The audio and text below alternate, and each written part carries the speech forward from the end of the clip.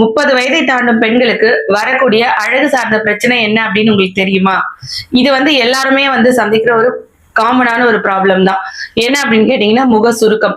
இந்த முக சுருக்கம் நமக்கு வயதாக ஆரம்பிச்சிருச்சு அப்படிங்கிறத காட்டக்கூடிய ஒரு இண்டிகேட்டர் அப்படின்னு கூட சொல்லலாம். இதுல இருந்து நம்ம ஸ்கின்னை நம்ம ப்ரிவென்ட் பண்ணிக்க என்ன பண்ணலாம் அப்படிங்கிறதுக்கான ஒரு சிம்பிளான ஒரு ஹோம்மேட் ரெமெடி தான் இன்னைக்கு நான் சொல்ல போறேன். அதுக்கு தேவையான பொருட்கள் பாத்தீங்க அப்படின்னா, முட்டையோட வெள்ளைக்கரு எடுத்துக்கோங்க.